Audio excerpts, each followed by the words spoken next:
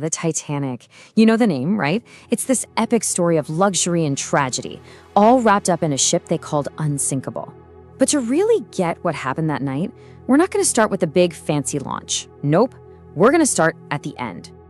Picture this. It's April 18th, 1912. 40,000 people are standing on a pier in New York City, completely soaked by a cold, pouring rain. They've been waiting there for days. Not for the Titanic, but for another ship, a rescue ship called the Carpathia. And the mood is just heavy, you know? Everyone knows the ship isn't bringing good news. It's bringing the survivors and a terrible story. You see, the Carpathia was carrying the few people who made it out alive. It held the answer to the question on everyone's mind.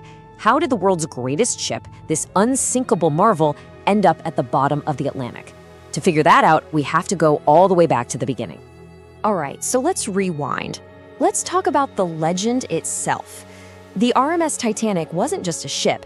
It was a statement, a symbol of an era of incredible wealth and progress. It was a masterpiece of engineering, a floating palace, and, most importantly, it was seen as absolutely, positively safe. First off, just try to wrap your head around the sheer size of this thing. We're talking 269 meters long. It was an absolute giant. When it set sail from Britain on its first and only voyage, something like 100,000 people showed up just to see it leave. It was that big of a deal. And it wasn't just long, it was tall, 53 meters high. That's taller than an 8-story building.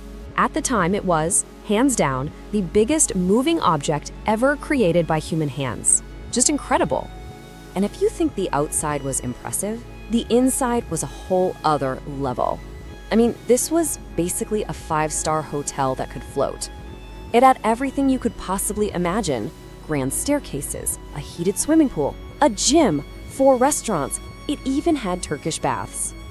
But all that luxury wasn't even the main selling point. The real marvel, the thing that made everyone so confident, was its safety design. And it all boiled down to one number: 16. The Titanic was built with 16 separate, watertight compartments in its hull. So the idea behind this was actually pretty simple, but totally revolutionary. If the ship hit something and got a hole in it, the water would get trapped in just one of these compartments. The sealed walls would stop it from spreading. It was this piece of technology that earned it the nickname Unsinkable. The design was so good that the engineers calculated that the Titanic could literally have its first 4 compartments completely full of water, and it would still float. I mean, breaching 4 huge compartments at once, that was seen as basically impossible. So yeah, people thought this ship was invincible. But we all know that's not how the story ends, right? The invincible ship was defeated. And it wasn't one single thing that did it.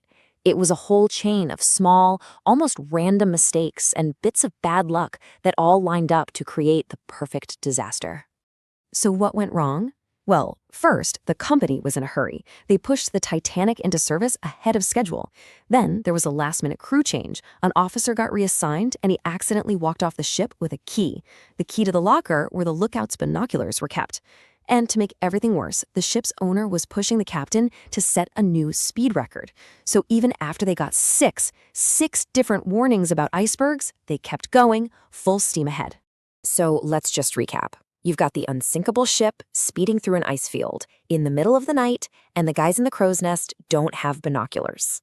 The stage was set, and what happened next took only 2 hours and 40 minutes.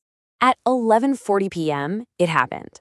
A lookout spots the iceberg, rings the bell like crazy, but it's just too late. The ship is too big, moving too fast. After the impact, they checked the damage, and the news was just devastating. It wasn't 4 compartments that were breached. It was 6. And with that, the unsinkable ship was mathematically doomed. And this is where the tragedy just gets so much worse. It was total chaos. And there was a massive problem. The ship didn't have enough lifeboats for everyone. Not even close. There was space for about 1,200 people, but there were over 2,200 on board. And in the panic of getting women and children off first, a lot of lifeboats were launched half empty. In the end, more than 1,500 people were just left behind. For those 1,500 souls, there was no hope. The water in the North Atlantic was a horrifying -2 degrees Celsius. It's so cold your body just goes into shock. Your survival time is about 15 minutes, maybe 30 if you're lucky. As the front of the ship filled with water, the back end rose higher and higher into the sky. The stress was too much. The ship actually snapped in two before making its final plunge. At 2:20 in the morning, the great RMS Titanic was gone forever. That alone is a story of almost unbelievable tragedy. But there's a twist. There's a haunting question that people would ask for decades after. And the answer to that question is a heartbreaking, definite yes. In fact, it's very likely that almost everyone could have been saved.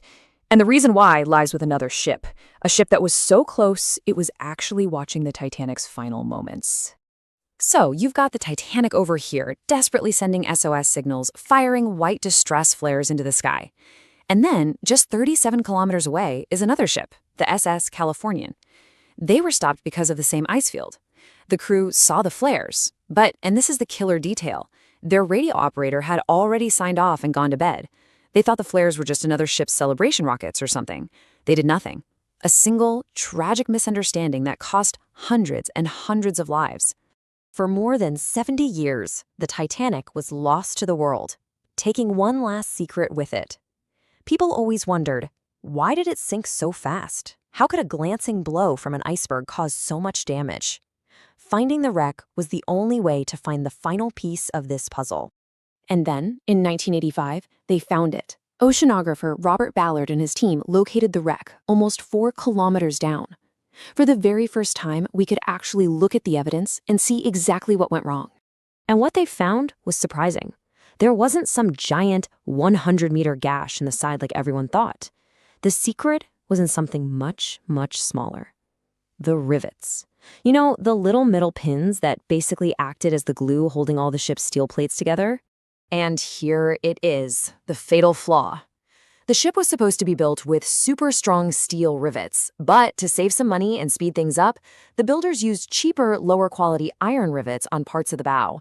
In that freezing cold water, those iron rivets became as brittle as glass. So when the iceberg hit, they didn't bend, they just popped. The hull plates separated like a zipper coming undone, letting the ocean rush right in. So in the end, it wasn't just an iceberg that sank the Titanic. It was a perfect storm of arrogance, a chain of human errors, and one tiny hidden flaw that came from cutting corners. It's this incredible lesson that our greatest achievements are only as strong as their weakest part. And that leaves you with one last question to